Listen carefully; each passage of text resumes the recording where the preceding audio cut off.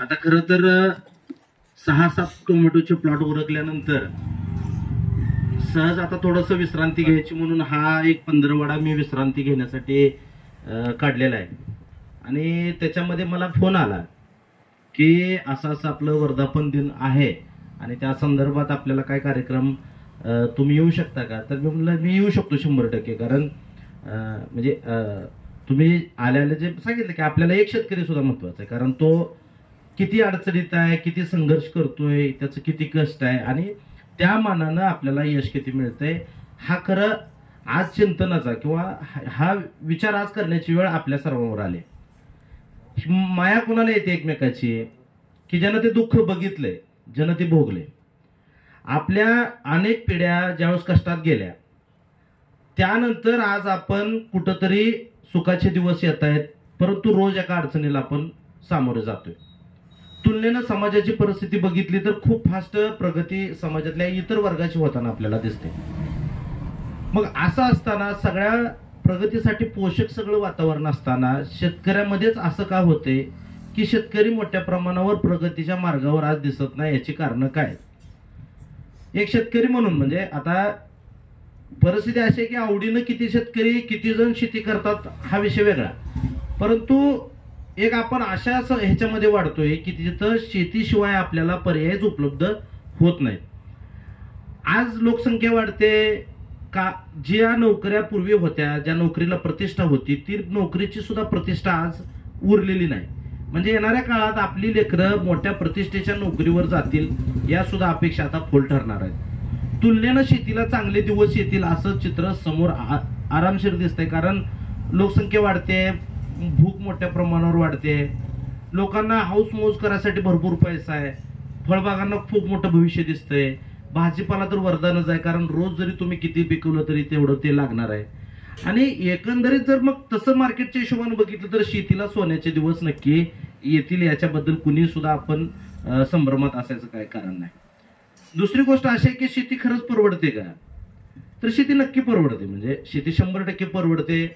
शेतीमधनं सुख मिळतं, समाधान मिळतं आणि शेतीमुळं आयुष्याला एक शिस्त लागते. शिस्त अशा अर्थानं लागते की आपल्या पिढ्या, आपली लेकरं बाळं आपलं कष्ट रोज बघतात आणि त्याच्यातून ते काय शिक्षण घ्यायचं ते आपोआप घेत असतात. कारण त्यांनी त्या पावला संघर्ष आपला सगळा बघितलेला असतो. आणि मग तुलनेनं शेतकऱ्यांची पोरं आपण बघितलं तर मॅच्युअर असतात. म्हणजे खूप लवकर त्यांना दुनियादारीचं ज्ञान आलेलं असतं. म्हणजे माती आपल्याला घडवते, आपल्या पिढ्यांना घडवते, सगळ्या गोष्टी खऱ्या. शेती परवडत नसती तर आपल्याच घरात अनेक पिढ्या शेती केलेली, मातीत जन्मलेली आपली माणसं आहेत. त्यांनी खरंच सांगितलं असतं आपल्याला की शेती वाईट विषय आहे, त्याच्या तुम्ही नादाला लागू नका. पण आपण विचार करा, प्रतिकूल परिस्थिती म्हणजे देशाच्या स्वातंत्र्यानंतर पोटाचा लढा सगळ्यात मोठा होता. म्हणजे तिथं पोटाला मिळत नव्हतं. 2 टाइमचं जेवण मिळणारा वर्ग होता फक्त 22%.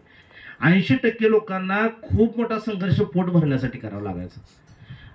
त्या काळात कुणी जमीन घाणवट ठेवली असेल, कुणी भूविकास बँकेची कर्ज असतील, लाख गोष्टी असतील, परंतु 20-20 वर्ष आपण पोटावर सालं घालूया, आपण जमीन विकायची नाही, ही पद्धत त्या सुद्धा काळात होती. म्हणजे जिथं काही शेतीत भविष्य नव्हतं त्यावेळेस सुद्धा त्या पिढीला शेतीचं तेवढंच महत्व समजत होतं. म्हणजे आज तर शेती आपण आपली सगळ्यात मोठी संपत्ती म्हणून शेतीकडे बघितलं पाहिजे की ती सगळ्यात मोठा आधार आहे आपला. आता विषय राहिला काय की शेतीतून आपल्याला उत्पादन घ्यायचं आहे. खरं तर आपण खूप सुखवशी पिढी आहे. म्हणजे आपल्याला आता मोठ चालवायची नाही, आपल्याला सगळं ड्रिप इरिगेशन आलंय, पाण्याच्या व्यवस्था चांगल्या झाल्या. पूर्वी पाणीच नसायचं, कुठेही पाणी नसायचं आणि मग 2 रब्बी पिकाशिवाय पर्यायच नसायचा. आज अतिशय सुंदर असे शेतीचे दिवस आहेत की याच्यामध्ये तुम्हाला पाणी 12 महिने पाणी उपलब्ध आहे. सांगोल्यासारख्या अतिदुष्काळी तालुक्यामध्ये, महाराष्ट्रात सगळ्यात जास्त दुष्काळी तालुक्यामध्ये सांगोल्याची गणना व्हायची, तिथं सुद्धा आज चांगल्या पद्धतीच्या पाण्याच्या सोयी सुविधा उपलब्ध होत आहेत. मग याचा फायदा घेऊन शेती क्षेत्राला प्रगतीपथावर न्यायच्या ऐवजी आज असं काय व्हायला लागलंय की प्रत्येकाला शेती परवडत नाही, प्रत्येकाला शेती करू वाटत नाही आणि मग शेती सोडून गेलेल्यांची अवस्था तर त्याच्यापेक्षा वाईट आहे. कुठलाही धंदा मार्केटमध्ये केल्याशिवाय समजत नाही. धंदा करणं शेतीपेक्षा अवघड आहे. कारण आयुष्यातला सगळ्यात मोठा धडा मी विकत घेतला. म्हणजे शेतीतल्या मिळालेल्या पैशातून उद्योगधंद्याचा निर्णय घेतला आणि तो फसला.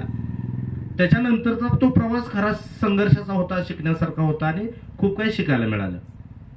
त्यावेळेस एक लक्षात आलं की शेतीमध्ये 5-50 हजार रुपये टाकताना आपण जेवढा विचार करतो, म्हणजे 5-10 लाखाचं फर्निचर, 5-10 लाख डिपॉझिट, बांधकाम, ह्या सगळ्या गोष्टी आपण धंद्याला जसं मन लावून करतो तसं शेतीला खरं तर आपण काय करतो? काही करत नाही. एखाद्या पिकापुरतं तेवढाच मेंटेनन्स आपण करतो, परंतु मूलभूत सोयीसुविधा या उपलब्ध करण्याकडे आपला कल नसतो. आता माझ्यासमोर अशी उदाहरणं आहेत की ज्याने 60व्या वर्षी 70व्या वर्षी त्या विहिरीला रिंग टाकली असेल किंवा त्या काळात सुद्धा देणं पाणी करून 2-4 एकर जमीन खरेदी केली असेल. आता बघा, आपण या मतावर फिक्स झालं पाहिजे की आपल्या लोकांनी जर 70व्या वर्षी जर त्या विहिरीला रिंग टाकली असेल तर ती त्यांच्यासाठी तर टाकली नाही त्यांनी. म्हणजे त्यांनी त्यांच्या आयुष्याच्या 70 वर्ष दिल्यानंतर सुद्धा त्यांना खात्री आहे की बाबा शेतीकडेच आपल्याला यावं लागणार आहे किंवा शेतीमध्येच आपल्याला आपलं भविष्य आहे आपलं. त्याच्यामुळं शेती फक्त करण्याच्या आपल्या चुकीच्या पद्धतीमुळं शेती आज परवडत नाही, हे क्लिअर आहे. म्हणजे ह्याच्यामध्ये कुणाच्या मनात दुमत असण्याचं कारण नाही. आता राहिले व्यवस्थापनाचा विषय. म्हणजे शेतीबद्दलची निष्ठा, या सगळ्या गोष्टी आपल्या समोर आहेत की ज्या आपल्याला कुणीही समजावून सांगायची गरज नाही. म्हणजे फार 90व्या वर्षी सुद्धा एकही दात न पडणारी, एकही गोळी न खाणारी, एकही इंजेक्शन न घेणारी एक पिढी आपण बघितली की जगणं समृद्ध करून गेलेली पिढी. आज आपली पिढी अशी आहे की तिला 30व्या वर्षापासून दवाखान्याच्या ट्रीटमेंटची गरज आहे, 40व्या वर्षी शुगर आहे, बीपी आहे. आणि हे सगळं जे व्हायला लागलंय त्याच्या मागे फक्त काय नाही, हे फक्त एका चुटकीसरशी आपलं आयुष्य सगळं आपण दुरुस्त करू शकतो, एवढं सगळं सोपं आहे. याच्यामध्ये 2 गोष्टी आहेत. समाजाचा नोकरदारांना, समाजातील नोकरदार असतील किंवा व्यावसायिक असतील, यांना शुगर बीपी 10 वेळा होऊ द्या, पण शेतकऱ्याला व्हायची ती गरजच नाही. कारण निसर्गाच्या सानिध्यामध्ये जास्तीत जास्त वेळ घालवल्यानंतर मनावरचं मळक किती उत्तमरित्या निघून जातं हे तुम्हाला मला सगळ्याला माहिती. म्हणजे आपल्या कानाला फक्त पाण्याच्या खळखळाटा आवाज आला तरी सुद्धा चैतन्यानं भारावून जाणारी आपण माणसं आहे. आपल्याला सगळ्यात जर कुठलं परफ्यूम आवडायचं गरज नाही, पण पहिला पाऊस पडला, पावसानं तापलेली माती ज्यावेळेस सुगंध द्यायला चालू होते, तो सगळ्यात अप्रतिम सुंदर असा वास आपल्याला घ्यायला मिळतो. निसर्गानं जेवढी प्युरिटी दिली आहे ती सगळी आपल्याला मिळते. त्याच्यामुळं आपल्याला तुलनेनं, समाजातल्या इतर याच्या तुलनेनं आपण चांगल्या पद्धतीचं आयुष्य जगण्याच्या सगळ्या गोष्टी आपल्याला शेतीनं दिलेल्या आहेत. अडचणीचा विषय फक्त शेतीमधलं उत्पादन, हाच विषय जर आपण समजून घ्यायचा गेला तर गेल्या 15-20 वर्षामध्ये काय झालं, मी जसं मगाशी सांगितलं की सगळी दुकानदार माझ्या विरोधात आहेत. यांना कुठेतरी ह्या गोष्टी पटतायत कारण यांनी शेतीमातीमध्ये स्वतः काम केलंय, ते दुःख बघितलं असेल, त्यांनी सगळ्या गोष्टी बघितल्या. त्यावेळेस त्यांना हे पटायला सुद्धा, म्हणजे शेतकऱ्याच्या पोरांनी BSc ॲग्री करायची, त्यांनीच कन्सल्टिंग करायची, त्यांनी दुकानं टाकायची आणि शेतकऱ्याला मारक असं काम करायचं. याच्यामुळेच म्हणजे शेतकऱ्याच्या पोरानं अधिकारी व्हायचं आणि शेतकऱ्याकडेच तुच्छ नजरेनं बघायचं. शेतकऱ्याच्या मधून जाणारा वर्गच शेतकऱ्याकडे पाठ फिरवत असेल तर समाजामध्ये बसलेल्या मार्केटिंग करणाऱ्या लोकांना दोष आपण काय देतोय? आज तुमच्या माझ्या समोर जी प्रॅक्टिस आली आहे आधुनिकतेच्या नावाकडे, त्या सगळ्या प्रॅक्टिसेस परत एकदा तपासून बघा तुम्ही. ही सगळी प्रॅक्टिस तुम्हाला अशा गोष्टीकडे घेऊन जाईल की जिथून तुमच्या खिशातला पैसा मार्केटमध्ये आला पाहिजे, तुमच्या वस्तूला भाव मिळो अगर न मिळो, परंतु आपल्या समोर असं एक हे चित्र तयार केलं गेलंय की 4 दिवसातनं एकदा लिक्विड सोडलं पाहिजे, बुरशीनाशक कीटकनाशक जमिनीत सोडलं गेलं पाहिजे, याला वरून 3-4 दिवशीच फवारलं पाहिजे, या पिकाला मल्चिंग 100%च केलं गेलं पाहिजे. आणि मग एवढ्या जर गोष्टी करायच्या असतील, म्हणजे माझा उत्पादन झालेला माल जर बाजारात किती रुपयाने विकणार आहे याची मला कोण हमी देत नसताना माझी प्रॅक्टिस मात्र कुल्या लोकांनी सगळ्या ठरवून ठेवली. आणि याच्यातून काय झालं, माझं उत्पादन वाढवून मीच माझी माती करून घेतली. आपल्या शेतात जेवढं जास्त पिकल मित्रांनो तेवढं आपलं नुकसान होणार. कारण आपण 3000 कॅरेट टोमॅटो काढायला निघालो या 3000 मधली 1000 एक सुद्धा टोमॅटो, सिंगल टोमॅटो आपण स्वतः तयार करत नाही. ती करायसाठी मातीला ताण येतो. 3000 काढत असताना तुम्ही त्या पद्धतीनं राक्षसी प्रॅक्टिसेस आपण करत जातो. याच्यामध्ये आपला स्वार्थ एवढा मोठा आहे की त्या 3000साठी 300 वर्ष जमिनीचं नुकसान सुद्धा आपण करायला मागं पुढं बघत नाही. शेतीचा अनेक वर्ष शेतीला, ज्या शेतीला मातीला जपलं त्याच शेतीला स्वार्थासाठी आपल्या अपेक्षा, वाढलेल्या अपेक्षा पूर्ण करण्यासाठी आपण शेतीला अक्षरशः आज प्रदूषणाच्या खाईमध्ये ढकलतोय. आणि याचाच परिणाम काय होतोय, मार्केटमधल्या लोकांची सगळी गणितं जरी जुळत असली तरी याच्यामध्ये उत्पादन करणारा मरतोय आणि खाणारा सुद्धा एक दिवशी मरणार आहे. एवढी भयावह परिस्थिती करून ठेवली आहे की तसं तर तुम्ही फळबागामध्ये बरेच काम केलेली माणसं, गेल्या 20 वर्षापूर्वी फक्त 1-2 औषधं शेतकऱ्याला माहिती असायची. त्या 1-2 औषधाचा 15-20 दिवसातनं स्प्रे घेतला तरी सगळ्या गोष्टीवर कंट्रोल शेतकऱ्याच्या हातामध्ये असायचं. आज अशी परिस्थिती आहे, जसं मेडिकल क्षेत्रामध्ये झालंय की कुठलाही दवाखान्यात तुम्ही गेला तरी मेलेला पेशंट 3 दिवस सुद्धा हाताला अनेक ती व्हेंटिलेटर करून 2-3 दिवस त्याला जास्तीचं ही करून बिल काढण्याकडे जसा कल आहे, तसा शेती क्षेत्रामध्ये म्हणजे शेतकऱ्याच्या खिशातला पैसा फक्त बाहेर आला पाहिजे या हिशोबाने, म्हणजे पुढच्या 50 वर्षात शेती आधारित उद्योगाला कधीच मंदी येणार नाही हे मी स्टॅम्पवर लिहून देऊ शकतो. मग तिथं शेतकरी 50 वर्ष जगणार आहे का नाही माहित नाही, पण 50 वर्ष शेतीवर आधारित सगळे उद्योग अतिशय छान चालतील अशा पद्धतीचं शेड्यूल आपल्या सगळ्याच्या डोक्यामध्ये टाकण्यात आलंय. मल्चिंगचे 105 फायदे असल्याचा ज्यावेळेस मी मेसेज वाचतो व्हॉट्सअपवर त्यावेळेस मला हसायला येतं की 105 फायदे जर मल्चिंगचे असते म्हणजे आजपर्यंतची शेती पिकलीच नसती. अतिशय उत्तम, म्हणजे आजच्या काळात जे पिकतंय किमान त्याच्यापेक्षा जास्त चांगलं शेती पिकवणारा आपला आजा होता. तालेवार शेतकरी आपण आपल्या त्या काळात लोकांनी बघितले. असं आज नवीन काय करतोय आपण, म्हणजे पाटानं पाणी देऊन वेगवेगळ्या पद्धतीची रानं असून एवढ्या आव्हानात्मक परिस्थितीत त्यांनी फार मोठं उत्पादन पिढी समोर आहे. आपण पण, मी पण म्हणजे साक्षीदार आहे की आम्ही बघितलं की ह्या साईजचे ऊस असायचे, आज तो बघायलाच मिळत नाही.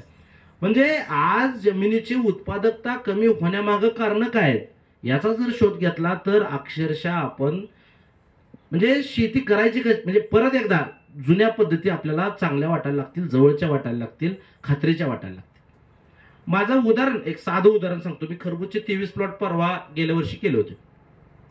मला एक असा अनुभव आला की झेंडू असलेल्या प्लॉटमध्ये मी तणनाशक मारलं, पण मारताना पंप थोडासा कुजलेला होता, पडला फुटला, आणि मग दुसरा पंप आणून मग परत म्हणलं आपण हे मारायलाच नको, आपलं साधं पॅराकॉट आपण मारूया, आणि मी ते पॅराकॉट मारलं.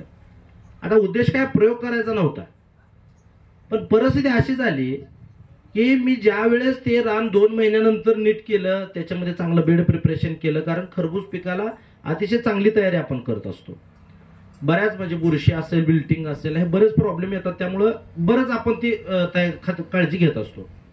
विषय असा झाला, प्रोटेक्शन पेपर टाकल्यानंतर ज्यावेळेस ती वाढ व्हायची होती त्यावेळेस 50% फरक हा तणनाशक मारलेल्या आणि बिगर मारलेल्या याच्यामध्ये दिसायला लागला.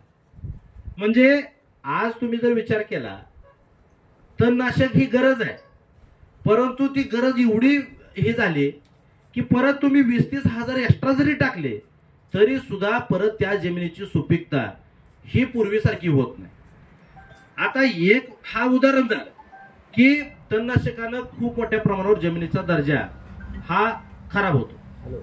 आता आपल्याला त्याच्यामध्ये अभ्यास करायला लागेल की तणनाशक वापरायचं नाही सरसकट असं नाही, परंतु त्याच्यामध्ये मग कुठलं तणनाशक आहे, कुठल्या तणनाशकाचा जास्तीत जास्त आपल्याला हे करता येईल.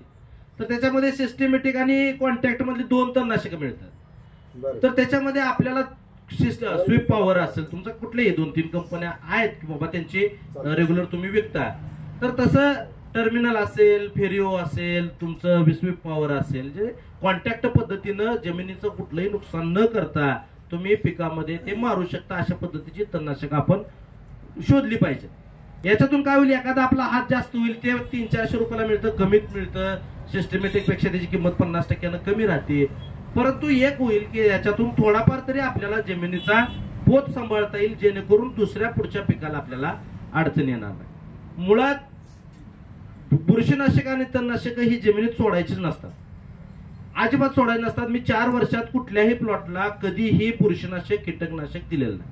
मग ती शिमला मिरची माझी कायमची असो, माझं खरबूज असो, कलिंगड असो किंवा हे टोमॅटो असो, आणि तरीही एकाही रोपाचं विल्टिंग होत नाही. याच्यासाठी असंख्य लाखो शेतकऱ्यांनी आपल्या शेतीला भेटी दिलेल्या आहेत. म्हणजे काय झालं, आपल्या शेतीचं आता साधं उदाहरण आहे. आपल्या रोपाच्या लागवडीनंतर जसं आता सुरेश सरांनी सांगितलं की छोट्या रोपाला जर आळवणी हा प्रकार सुद्धा खूप विद्रूप आहे. म्हणजे त्याच्या एवढा विद्रूप प्रकार नाही. जिथं रोप तुम्ही लावलं तिथलं नैसर्गिकपणा जो आहे, त्या मातीची जी गुणवत्ता आहे त्या हातानं खराब. कारण मातीशी फक्त मुळ्यांची नाळ जोडणं जाणं जिथं गरजेचं आहे, तिथं आपण खतं आणि औषधं देऊन साध्य तरी काय करणार आहे. म्हणजे पिकांची नको असलेली वाढ किंवा आपल्याला म्हणजे पीक एक अशी गोष्ट आहे की जे स्वतःची ताकद तयार झाल्याशिवाय त्याची पुढची वाढ कधीच करत नाही. परंतु आज आपल्याला ते मान्य नाही.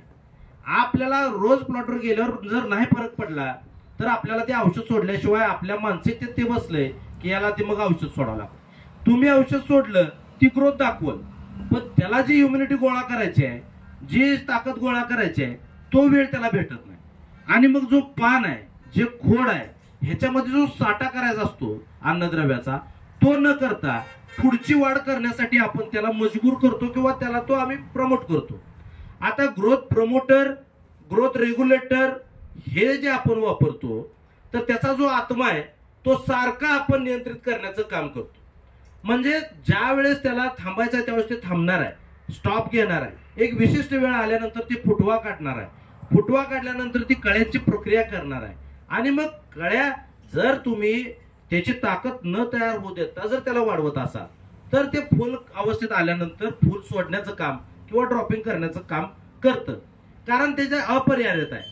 त्याच्या ताकद तयार होण्याच्या आधी आपण त्याच्याकडून वाढ करून घेतली आणि मग त्याला जो प्रॉपर वेळ मिळाला पाहिजे होता तो न मिळाल्यामुळं त्या पिकानं ड्रॉपिंग करायला चालू झालं. ह्याच्यापेक्षा दुर्दैव काय की ज्या पिकाला लिक्विड खताचा वापर जास्त केला जातो त्याच ह्याच्यावर रोग येतो. हे तुम्ही सगळ्यांनी ऑब्झर्वेशन केलं असेल किंवा अजून तुम्ही येणाऱ्या काळामध्ये या गोष्टी तपासून बघा. म्हणजे काय होतं, सलाईन ही गोष्ट अशी आहे की ती आजारी पडल्यानंतरच दिली पाहिजे. आणि आपण जे न्यूट्रिशन म्हणजे जे सलाईन मधून मिळतं ते जर आपल्या रोजच्या आहारातून आपल्याला मिळणार असेल तर आपण कुठला मार्ग स्वीकारला पाहिजे? आपण जेवण करण्याचाच मार्ग स्वीकारला पाहिजे. कारण आपल्याला नुसतं सलाईनवर आपण नाही राहू शकत. पिकांना तुम्ही लिक्विड खतावर ठेवणं ही सुद्धा तीच प्रक्रिया आहे. म्हणजे फॉर्म्युलेशन जे असतं, बॅक्टेरियाचं काम जे असतं, किंवा आपण शेतामध्ये सगळं काम, आता आपल्या शेतामध्ये पीक व्यवस्थापन करत असताना सगळ्यात महत्वाची गोष्ट अशी आहे की त्या प्लॉटला आपल्याला म्हणजे पूर्वी शेती का चांगली पिकायची, जरी 2च पिकं घेत असली तरी 3 ते 4 महिन्याचा उन्हाळा हा त्या शेतीला चांगल्या विश्रांती मिळायची.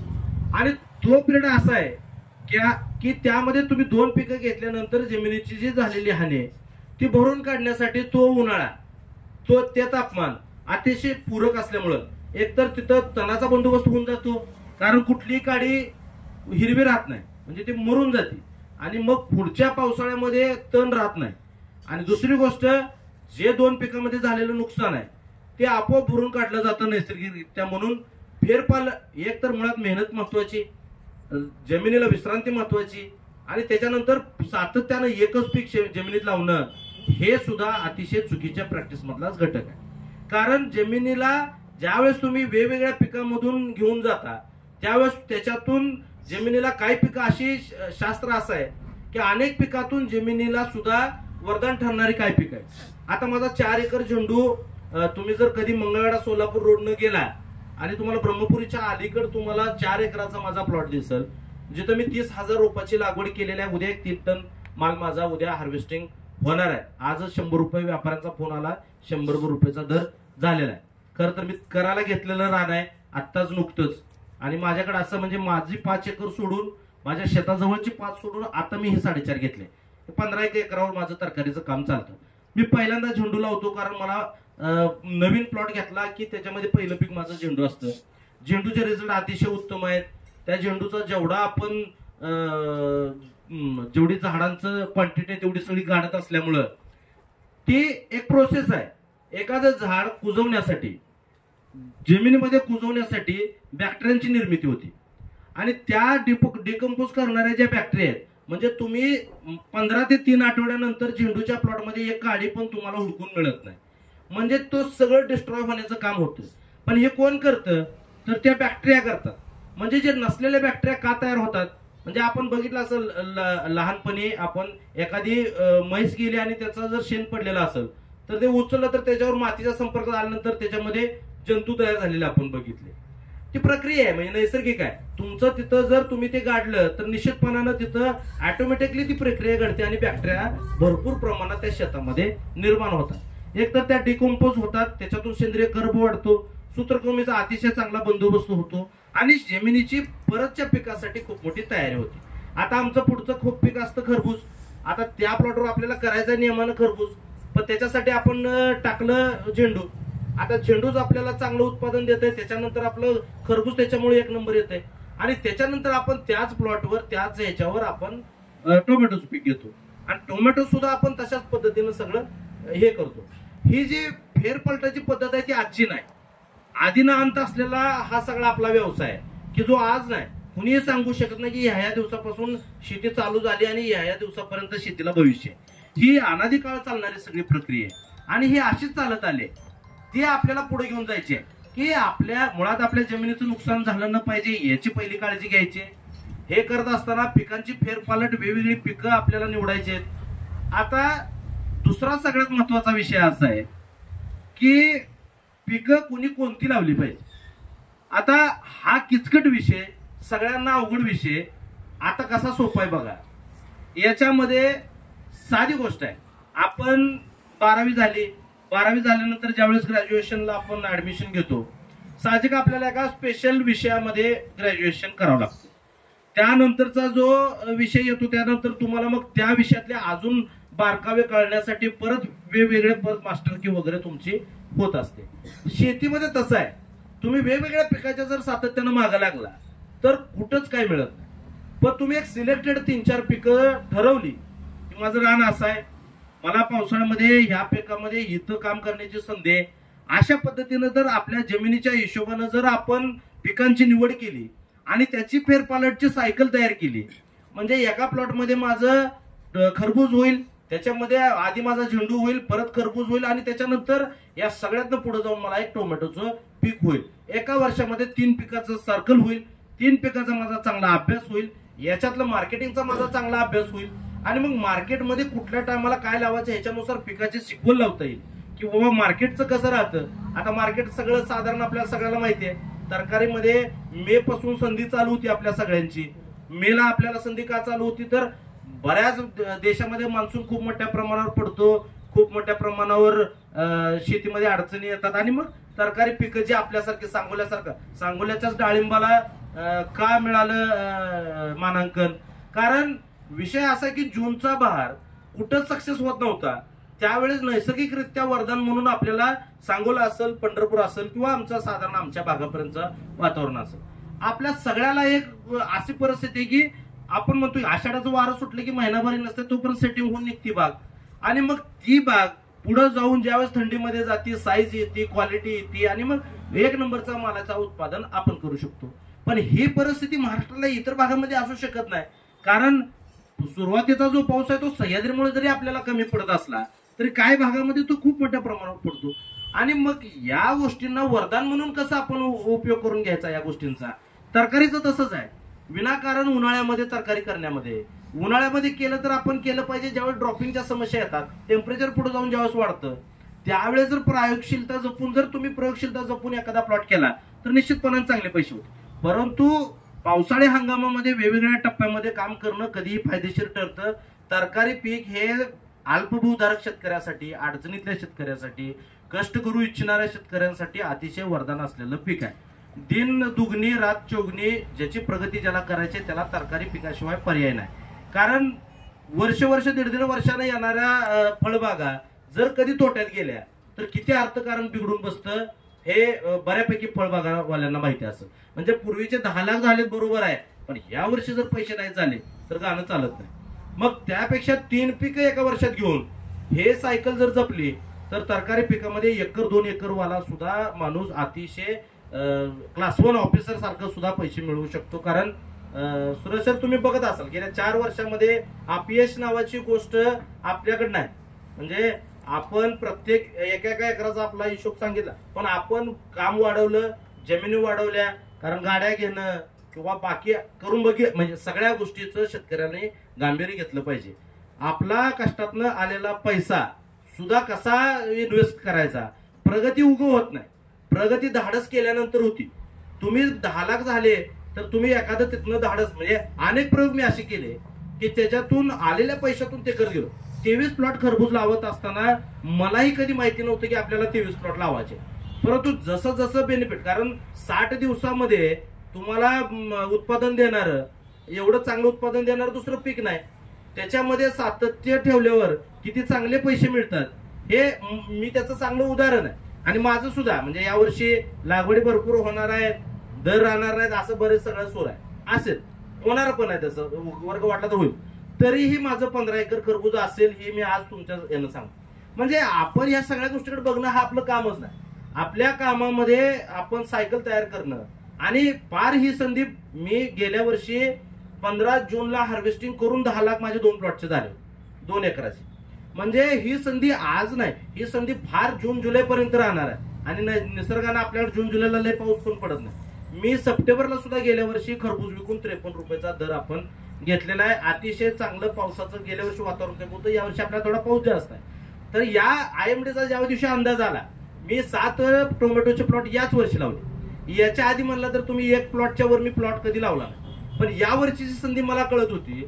IMDचा जेव्हा उन्हाळ्यातला दुसरा अंदाज आला हवामान खात्याचा की मोठ्या प्रमाणावर पाऊस आहे, 10-20% पाऊस जास्त पडणार आहे, त्याच वर्षी ठरवलं होतं की तरकारीमध्ये काम वाढवावं लागतंय.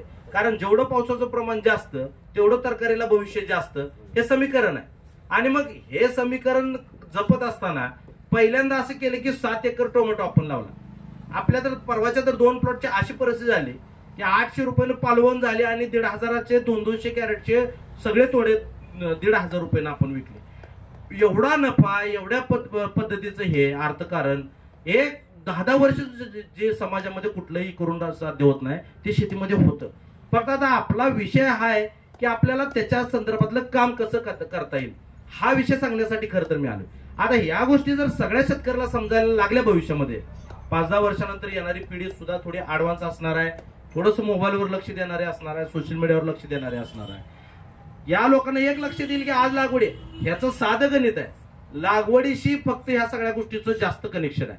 लागवडी वाढल्या की कुठंतरी आपली मानसिकता थांबण्याची झाली आणि परत आपण जेव्हा लागवडी कमी झाल्या तेव्हा लावण्याची मानसिकता ठेवली तर निश्चितपणे हे 50-60% गणित इथंच जुळतंय.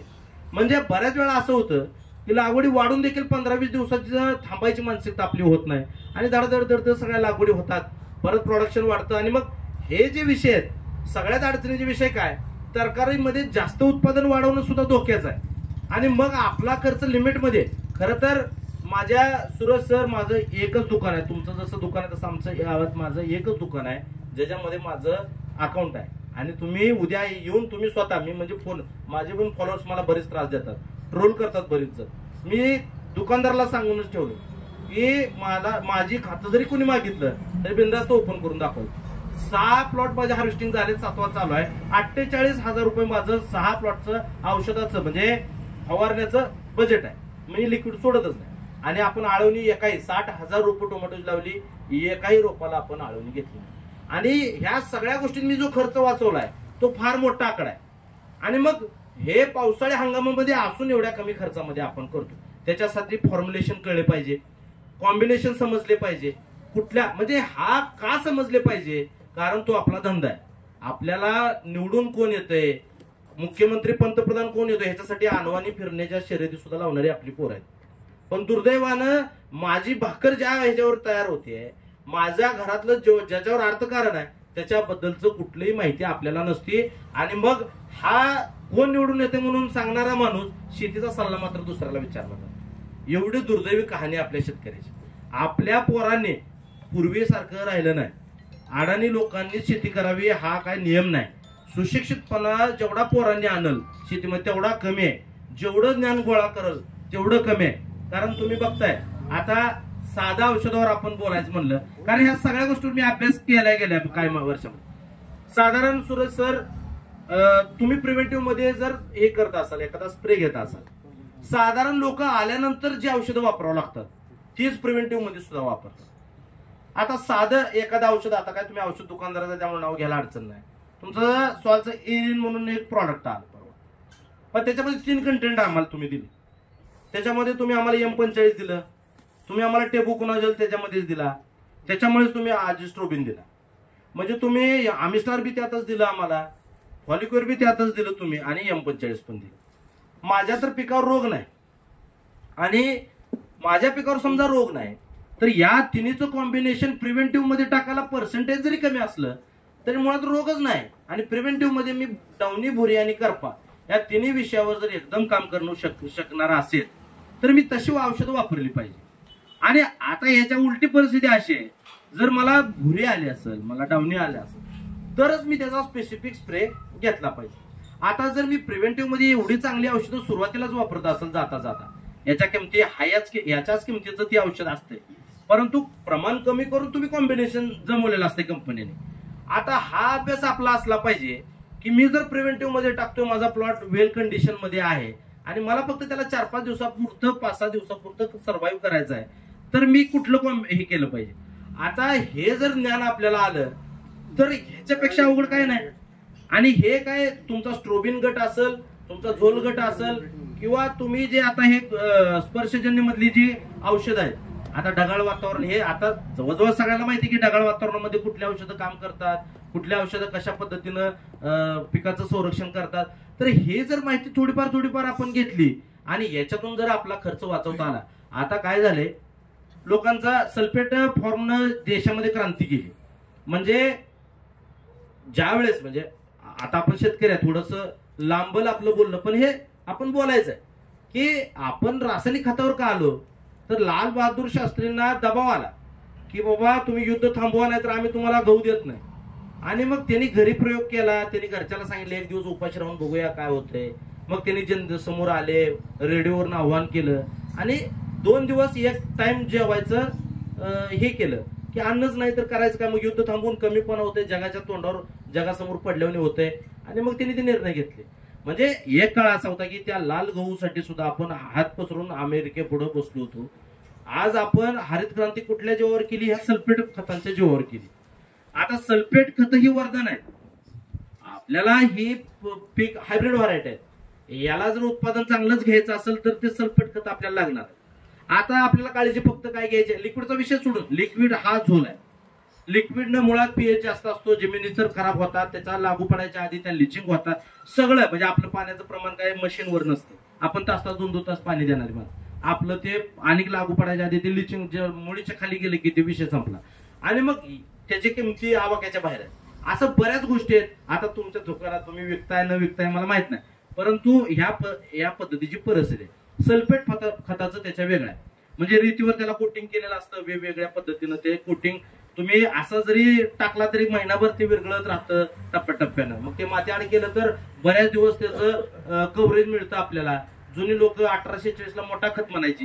म्हणजे मी ऐकलं जुन्या लोकांकडनं की बाबा बांधणी केल्यानंतर 1846 भरपूर प्रमाणात दिलं की मग ती मोठा खत झाला. मोठा म्हणजे काय, त्याची गुळी मोठी, प्रमाण विरघळण्याचं सावकाश, आणि त्याच्यामुळे तो बऱ्याच दिवस त्याचा इफेक्ट दिसायचा, आणि मग त्याच्यामुळं त्यांना तो मोठा खत वाटायचा. वास्तविक पाहता त्याच्यामध्ये नत्र आणि फॉस्फरस. पण हे खरं आहे की सल्फेट खताचे रिझल्ट अतिशय चांगले आहेत. त्याचा फक्त आपण जो मधल्या काळामध्ये स्वस्त मिळाल्यामुळे म्हणा किंवा आपला अज्ञान म्हणा, त्याचा जो अतिरेकी वापर आपण केला त्याच्यामुळे खूप मोठ्या प्रमाणावर जमिनीचं नुकसान झालं. म्हणजे रासायनिक खतांचं आणि त्याच्यामध्ये असलेल्या जीवसृष्टीचं खूप मोठा विषय. म्हणजे त्याच्यामध्ये बॅक्टेरिया मरतात. आता बॅक्टेरिया जे आहेत त्या बॅक्टेरियाची विष्ठा आणि त्याच्या अंगाला असणारी लाळ, या 2 गोष्टीतून जमिनीमध्ये शेकडो पटीनं एनपीके हा तयार होत असतो. म्हणजे आपण जो देतोय तो सप्लिमेंटरी एनपीके जो आहे तो 10-20% देतो. 80% जमिनीमध्ये जी सायकल आहे ती तयार करत असते त्याला, आणि ती सायकल आपण सातत्यानं मारत असल्यामुळं आता जमिनीची उत्पादकता घटते. आपल्याला काय करायचं आहे, वेगवेगळ्या पिकाचे सगळे औषध कुजवणे, जमिनीला चांगली प्रॉपर विश्रांती देणे, त्याच्यातल्या ज्या हार्मफुल बुरशी आहेत त्यांचं प्रमाण आपोआप कमी होईल. त्याच्यामुळे जमिनीचा सेंद्रिय कर्ब वाढेल, जमिनीची सुपीकता वाढेल. त्याला विश्रांती दिल्यामुळं आणि उन्हाळ्यातल्या महिन्या 2 महिन्यामध्ये जर आपण विश्रांती दिली तर अतिशय चांगला राग येतो म्हणतो. आपले जुने लोक म्हणायचे बाबा मातीला राग आला आता. म्हणजे बरेच लोक त्या मातीच्या ढेकळावर ओळखतात की मातीमध्ये किती जान आहे, म्हणजे ताकद आहे. जुनी लोक म्हणजे परवा मला एक जणांना सांगितलं की लवाळा शेतामध्ये खूप होता. एक जाणता जुनता माणूस जात होता तर बसला थोड्या वेळ बोबान ते लवाळ्याला 1-2-3 वेळा ही घाला म्हणले उन्हाळ्यात. नुसतं तुम्ही खालवर राहणं करून ठेवा 2-3 वेळा उन्हाळ्यामध्ये. त्या माणसाच्या शेतातला लवाळा हा एकही औषध न मारता एक सिंगल काडी सुद्धा पुन्हा उगवली नाही. म्हणजे हे सगळं आपण करूनच घ्यायचं म्हणलं शेती करणं तर अतिशय सोपं असं सगळं शास्त्र आहे. आणि हे शास्त्र आपल्याला का सांगितलं जात नाही, कारण याच्या मागे सगळा आर्थिक नफा सगळ्या लोकांचा अवलंबून आहे. म्हणून करता हे असं खुल्या मनानं आपल्याला आता इथून पुढच्या काळामध्ये कुणीही सांगणार नाही. कारण कोण आपणच काय करायला लागलोय, एकतर मल्चिंग विकतोय, एकतर औषध दुकान टाकतोय आपणच.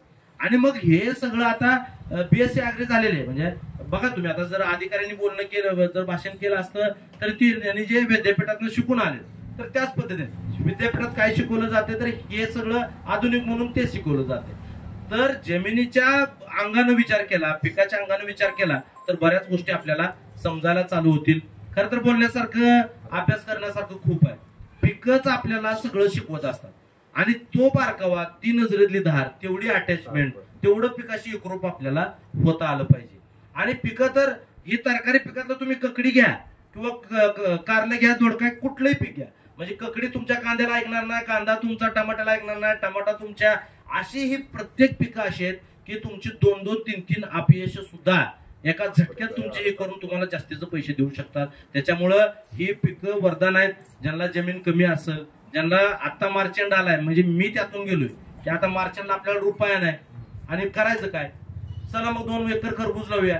आणि होतंय. मी अतिशयोक्ती बोलत नाही किंवा तुम्हाला वाटेल सहजपणानं बोलतोय, म्हणजे हे सहज नाही, हे बऱ्याच वर्षाचा काळ ह्या सगळ्या गोष्टी मी केलेल्या आहेत. त्याच्यामुळं आणि मी आताही तुम्ही जर माझं कायम बघत असाल, तुम्ही बघितलं तर तुम्हाला सुद्धा लक्षात येईल की शेतीमधनं पैसे मिळवणं तेवढंच अवघड पण आहे आणि तेवढं सोपं पण आहे. याला सोपं करायचं की अवघड करायचं हे काम आपल्या हातात आहे. याच्यासाठी सगळ्या बारीक ह्या सगळ्या गोष्टीचा आपण अभ्यास केला पाहिजे. मातीला जपायचं आहे, फेरपालट करायचे आहे. म्हणजे आपण त्रिसूत्रे सुरेश सांगत आलो, मार्केटचा अभ्यास असल्याशिवाय प्लॉटच टाकायचा. तुम्हाला कुठं तर थोडी तरी खात्री पाहिजे की बाबा याच्या वेळेस उत्पादन तर कमी येणार आहे, याच्या वेळेस मागणी असणार आहे, याचा कुठला तरी. म्हणजे आता आम्ही खरबूजला थांबलो. आता मी आमच्या गावामध्ये मी पहिला शेतकरी खरबूज लावणारा. आज माझ्यापासून माहितीपासून बऱ्याच जणांना आपण लावायला लावलं, त्या सगळ्यांचे प्लॉट आहेत, आपला प्लॉट नाही. मग का नाही तर आपलं त्याच्यामध्ये काय लॉजिक आहे ते आपण सांभाळतो. आपण गडबड गोंधळ अजिबात करत नाही. 7 प्लॉट टोमॅटो टाकताना मी कधी एकदा टाकला नाही. मला संधी दिसली मी 2 एकर टाकला. परत वाटलं सगळंच थांबलंय, अजून व्यापारी राहणार आहेत, उठाव राहणार आहे, दिल्लीला माल जातो, आपल्याकडे व्यापारी असतात, अजून 2 एकर, अजून 2 एकर, अशा करत आपण ह्या सगळ्या गोष्टी केल्या. म्हणजे हे आपलं जर आपण ज्या पिकामध्ये काम करतोय त्याच्या कुठं कशा पद्धतीनं, कारण दिल्ली लोडिंग बंद असतं मला चांगलं माहिती, बॉबीचं लोडिंग कधी चालू होतं हे मला माहिती. त्यामुळे बॉबीचं लोडिंगच बंद असेल आणि निस्त्या वाशी मार्केटवर जर आपण एवढ्या मोठ्या प्रमाणावर लावणार असेल अजिबात तो पैसे होत नाही. मग हे सगळ्या गोष्टीचा माझा अभ्यास, लायलपूरला कधी गेलं पाहिजे, म्हणजे कुंदनला कधी गेलं पाहिजे, बॉबीला कधी गेलं पाहिजे, कोहिनूर कधी लावलं पाहिजे. मग ह्या सगळ्याचा अभ्यास का झाला, कारण 3-4 वर्ष 4-5 वर्ष त्याच्यामध्ये काम केलं. असं थोडंसं विचारपूर्वक थांबून अभ्यास करून, कारण हा धंदा आहे आपला आणि आपण लाखभर टाकतोय त्याच्यासाठी, रात्रदिवस कष्ट करतोय आणि आपल्याला त्यातून जर पैसे येणार नसतील तर हे सातत्यानं हे सर्कल आपण चालवू शकत नाही. म्हणजे आपल्या पदरचे टाकणार तेवढेच काढणार, एवढं मोठं कष्ट, ती पुन्हा राडा पडलेला शेतात ती काढायचा, परत दुसरं उभा करायचं, कष्टाची काम आहे, एवढं सगळं सोपं नाही. त्याच्यामुळं मी पहिलं सांगितलंय की त्रिसूत्रीमध्ये पहिला बाजारभावाचा अंदाज आपण घेतल्याशिवाय प्लॉट लावायचा नाही. दुसरं काय, टप्पे करायचे. प्लॉट कधी एका टप्प्यात करायचा, कारण 15 दिवसात ती जी मंदी राहत नाही. 15 दिवसांना म्हणजे खरबूज कलिंगड सारखं पीक असं की 15 दिवस तुमचं मंदी, 15 दिवसांत तीजी येणार. कारण ही सर्कलच आहे, हे कायम कोणी थांबवू शकत नाही. कोणी जर पाडायचं म्हणलं तरी पाडू शकत नाही आणि कोण टिकवायचं टिकवू शकत. त्याच्यामुळे ती एक जपलं पाहिजे. आणि तिसरा विषय असा आहे की हे सगळं करत असताना ना जमिनीचं नुकसान होऊ द्यायचं, ना अतिरिक्त पैसे खर्चायचे. म्हणजे या 3 गोष्टी आपण सांभाळल्या तर आपल्याला शेतीमध्ये कुणीही म्हणजे कुणी किती शेतीच्या नावानं ओरडू द्या, आपल्याला ओरडायची वेळ कधीच येणार नाही. त्याच्यामुळं आता ही काही अनुभवी शेतकरी इथं आहेत, काही नवीन आहेत, तर प्रत्येकानं आपण एकटं नसतोय. आज तुम्ही मी एकटा आहे असं वाटायचं कारण नाही. आपल्या मागे राबणारी कष्ट करणारी बरीच यंत्रणा मागे असते आणि त्यांना सुद्धा जर पैसे होत असतील तर त्या कष्टामध्ये आनंद आहे. नाहीतर शेवटी नुसत्याच कष्टामध्ये कुणालाच आनंद मिळत नाही. कष्टानं आनंद मिळतो हे जरी खरं असलं तरी त्याच्यासाठी पैसे व्हावेच लागतात, तरच त्या कष्टाला आनंदाची किनार लाभत असते. त्याच्यामुळं तुम्ही आम्ही सगळ्यांनी हा अभ्यास करायचा आहे की आपल्याला कुठल्या पिकामध्ये काम करायचं आहे, ती पिकं निवडली पाहिजे, आपल्या शेतीवर कशा पद्धतीने लक्ष द्यायचं ते केलं पाहिजे. आणि आपली म्हणजे आता मी मगाशी मल्चिंग म्हणलो म्हणजे काय आपण खरबूजला करायचं नाही का, तर करायचं, पण त्याचा सगळ्याच पिकाला 8 तास करा. 7 पैकी 7 पिकं टोमॅटोची प्लॉट हे आपण बिगर मल्चिंग केले. म्हणजे जिथं गरज आहे तिथं ते करायचं, पण जिथं गरज नाही तिथं ते टाळायचं. आणि मल्चिंग आता बऱ्याच जणांच्या शेतात तुम्ही बघा माती गणिक तुम्हाला पावला गणिक तुम्हाला ते मल्चिंगचे तुकडे दिसतील. आणि मग एवढं प्रदूषण असून सुद्धा अजून मल्चिंग, तर ते नाही करायचं. आपल्याला काय करायचं, ज्या पिकाला गरज आहे तिथं आपण जरूर मल्चिंग करायचं. आणि सूर्यप्रकाश सुद्धा म्हणजे हे जेवढं फायदे सांगतात तेवढे तोटे पण आहेत. पावसाळ्यामध्ये सूर्यप्रकाश जर जमिनीला नाही चांगल्या पद्धतीने मिळाला तर चांगल्या पद्धतीने निचरा होत नाही, आणि चांगल्या पद्धतीने निचरा नाही झाला तर पिकाला रोगाला बळी पडतात पिकं. त्याच्यामुळं थेट सूर्यप्रकाश असतो. ऑक्टोबरचा महिना चांगला उन्हाचा असतो, त्याच्या आधीचे महिने असतील चांगलं असतं. थोडंसं व्यवस्थापन चांगलं ठेवलं तर काही गरज पडत नाही मल्चिंगची वगैरे. चांगलं उत्पादन भरघोस उत्पादन आपण घेऊ शकतो. बॅक्टेरियल ब्लाइट वगैरे सुरज सर आपल्या प्लॉटवर अशी परिस्थिती होती की सगळ्यांनी हात टेकले होते, पण आपल्या प्लॉटवर एक टोमॅटो 3-3, 4-4 एकरावर एक टोमॅटो आपल्या प्लॉटमध्ये करप्याचा नव्हता, म्हणजे बॅक्टेरियल ब्लाइटचा नव्हता, टिकचा नव्हता. म्हणजे मी कधी एक कॅरेट बाजूला काढलं नाही की टिकचं कॅरेट आहे. म्हणजे आपल्याला चांगलं काम, आपला एक विश्वास आपण स्वतःमध्ये निर्माण केला तर शेतीमध्ये 100% तशा पद्धतीनं पिकं आपल्याला आणता येतात. प्रयोगशीलता जपली पाहिजे, होणारे बदल आपल्याला टिपता आले पाहिजे. म्हणजे पीक ओरडून आपल्याला सांगत असते. म्हणजे मला जर तुम्ही खरबुजाचं विचारलं तर 45व्या दिवशी मधलं जे मोठं पान असतं ते इंडिकेटर आहे त्याचं. म्हणजे त्या 45व्या दिवशी जर तुम्ही खरबुजाच्या एखाद्या प्लॉटवर गेला आणि मधलं प्लान बघितलं तर बिघडा लागले का व्यवस्थित त्याची हेल्थ आहे हे तुम्हाला 45व्या दिवशी कळतं. जर 45व्या दिवशी तुम्हाला ते पिवळसर दिसलं, त्याच्यावर स्पॉटही दिसलं, त्याच्यामध्ये ताकद कमी झालेली दिसली आणि अशा पद्धतीनं जर ते वेल आता पुढं जास्त दिवस सर्व्हाइव्ह करत नाही असं वाटलं तर तुम्ही पांढऱ्या मुळीवर काम करू शकता. त्याच्यासाठी झायटोनियम सारखा चांगला पर्याय आपल्या समोर आहे. म्हणजे बायोलॉजिकल मध्ये जमिनीचं नुकसान नाही, जास्त मागणं आहे, 200-300 रुपये मध्ये तुम्हाला चांगलं. असं बरेच गोष्टी आहेत. आता मला मर्यादा काय आहेत, माझी प्रॅक्टिस चांगली आहे, पण मला हे सगळं ब्रँड सहित सांगता येत नाही. किंवा मग काय होतं आपण जे सांगतोय त्याच्यामध्ये पण दूषितपणा निर्माण व्हायला बघतो. त्याच्यामुळे आता खूप चांगल्या गोष्टी आहेत. मी अशी नावं इथं धडाधडा सांगू शकतो कमी खर्चामध्ये. आता तुमचं धानुकाचं मॅक्सिल्ड असेल म्हणजे त्याच्यामध्ये मायक्रोन्यूटन तुम्हाला मिळतं, तुम्हाला त्याच्यामध्ये GA मिळतो. मग ते फ्लॉवरिंग मध्ये कसं काम भारी करतं, तुमचं सायटोकायनिन ऑक्सिजन सारखे हार्मोन्स कसे काम करतात. मला आता तुम्ही किती जरी विचारलं तरी मी तेवढं सांगू शकतो, कारण मी काय BSc ऍग्री नाही, पण मला माहिती ही माहिती असल्याशिवाय मी शेतीच नाही करू शकणार. आणि मग हे माहिती मला कोण प्रॉपर देणार नाही. आता सुरज सर मी तुम्हाला विचारतो, मागचा स्प्रे काय झालाय हे कळल्याशिवाय पुढचा स्प्रे कसा द्यायचा देऊ शकत नाही. तुम्ही कुठला गट वापरलाय, तुम्ही कुठल्या गटातली कुठली कॉम्बिनेशन केलेत, तुमचा मागचा स्प्रे कळल्याशिवाय कुठलाही दुकानदार तुम्हाला आज स्प्रे देऊ शकत नसताना सुद्धा कुणीही तुम्हाला मागचा स्प्रे विचारत नाही. लगेच औषधं दिली जातात, मारा म्हणलं जातं. अर्थकारण तुमचं असतं, प्लॉट तुमचा असतो, औषध दुकानदाराला काहीतरी कुठलं तरी बुरशीनाशक काम करणारच आहे. परंतु ज्या वेळेस तुमची गट बदलून औषधं जातात त्यावेळेस तुम्हाला रिझल्ट खूप चांगले मिळतात. तुम्हाला पुढे जाऊन रिस्क राहत नाही, रोग येत नाहीत. परंतु एकसारखी औषधं सारखी म्हणजे कॉपर सुद्धा मारणारे शेतकरी आपण बघितले. अतिशय चुकीचं सगळं चाललेलं आहे. याच्यातून काय होतं मग कंट्रोल होत नाही म्हणून मग 1चं 1.5 करायचं, 1.5चं 2 करायचं. याच्यातून काय होणार आहे, माणसं मरणार आहेत. म्हणजे आपण जिथं सोनं पिकवायचं तिथं विष पिकवायसाठी, आणि मग जैसे ज्याचे कर्म तैसे फळ देतो ईश्वर. आता ही विषय कुठे येतो, ह्या सगळ्याच लोकांनी. आता बघा ज्या लोकांनी हे फसवायचं काम केलंय त्यांचं सुद्धा काही नीट चाललंय असं नाही. पैसा जिथं आहे तिथं सुख आहे असं पण नाही. आता मला कन्सल्टिंग करायला सुरेश सर, मी नुसती पोस्ट टाकली तर मला दिवस पण रात्र पण पुरणार. मी एक पीडीएफ तयार केली नसते तरी मला पैसे देणारे लोक. पण सूरज सर, आपण काळ्या मातीत वाढलेली माणसं आहे, विचारानं शुद्ध असलेली माणसं आहे. आपल्याला पैसा महत्वाचा नाही, तर आपण ज्या क्षेत्रामध्ये काम करतो तिथे एवढी जर वाईट परिस्थिती असेल तर निदान ही साक्षरता, ही सगळी साक्षरता आपल्याला पुढे जाऊन निर्माण करावी लागणार आहे. हे मला कळत होतं. सगळी एका मार्गाने चाललेत. आता मी बऱ्याच जणांचं औषधाचं ज्यावेळेस बघतो, काय कन्सल्टंट आहेत बघितलं तर चक्रावून जातं की ही लोक असं कसं करू शकतात. एवढ्या प्रमाणावर खालचे डोस बघितले, वरचे स्प्रे बघितलं, तर एवढं लेकरू उद्या जागे मग बाजारात आणलेलं सगळं नटू नटू खाणार आहे, त्याच्या शाळेच्या डब्यामध्ये ते असणार आहे. आणि एवढं सगळं विषारी आपण फेकून आपला तर आधीच आपण आजपर्यंत काय आपल्याकडे काय श्रीमंती होती अशातला भाग नाही. शेतकरी काय फार श्रीमंतीला भुकेला आहे अशी परिस्थिती नाही. त्याला त्याच्या गरजा चांगल्या पद्धतीने भागवता आल्या तरी सुद्धा खूप चांगलं समाधान आहे.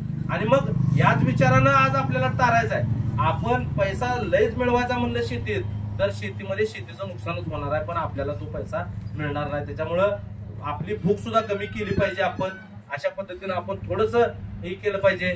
थोडं आता तुम्ही खरं तर मला बोलवलं, बऱ्याच वेळ बोललोय, आता एवढं सगळं बोलायला पाहिजे. कारण कसं आहे, आता शेतीबद्दल एक तर मुळात कार्यक्रम होत नाही. आणि मी म्हणून तुम्हाला सांगितलं की 4-2 लोकांना जरी आपल्याला साक्षर करता आलं तरी खूप मोठी ती गोष्ट आजच्या काळामध्ये. त्यामुळं तुम्ही एवढं सगळं खरं तर मंडप मारला, एवढा मोठा खर्च केला आणि शेतकऱ्याला एक चांगली माहिती भेटावी म्हणून तुम्ही मला खरं तर बोलवलं. तुम्ही सांगितलं सुद्धा की आपण ना तुम्ही मानधन देणार आहे ना मी घेणार आहे. कारण आपल्याला उद्देश हे आहे की आपल्याला या गोष्टी फक्त आपल्याला चुकीचं चाललंय, शेतकरी अडचणीत आहे, शेतकऱ्याचं कुठंतरी या सगळ्या गोष्टीवर संयम आला पाहिजे, ब्रेक लागला पाहिजे. चुकीच्या गोष्टी घडतायत तर थोडं आपण चांगलं उत्पादन घेतोय तर आपण पण या गोष्टी पुढे येऊन मांडल्या पाहिजे. म्हणून खरं तर मी इथं आलो, तुम्ही मला बोलवलं, सगळ्यांचे एवढं सगळं सोय करून तुम्ही एवढं सगळं नियोजन चांगलं केलं. तुमचं दुकान आहे आणि तुम्ही चांगल्या पद्धतीनं नर्सरी असं दुकान असं चालवताय. एक चांगली संधी तुम्हाला सुद्धा आहे चांगलं शेतकऱ्याला मार्गदर्शन करण्याची, ती तुम्ही करताय. असं बऱ्याच दिवसापासून आताच ह्यांनी सुद्धा सांगितलं की ते करताय, तर तुम्ही अजून सुद्धा चांगला तुम्ही कौतुकाची गोष्ट आहे की तुम्ही बीएससी ऍग्री असं मला आता कळालं आणि खूप अभिमानाची गोष्ट आहे. म्हणजे बीएससी ऍग्री असणं हे खरंच खूप कौतुकाची गोष्ट आहे. तुम्ही अजून शेतकऱ्यापर्यंत पोहोचा, अजून चांगल्या प्रॅक्टिसेस चांगल्या लोकांपर्यंत शेतकऱ्यापर्यंत जाऊ द्या. ती काळाची गरज ठरणार आहे. तुम्हाला तुमच्या व्यवसायाच्या वर्धापन दिनाच्या चांगल्या खूप मोठ्या शुभेच्छा एक शेतकरी म्हणून तुम्हाला देतो. आपल्या सर्व शेतकरी बांधवांना सुद्धा आपण येणाऱ्या काळामध्ये एक चांगला अभ्यास करून चांगलं उत्पादन घ्यावं म्हणून शुभेच्छा देतो आणि थांबतो. धन्यवाद.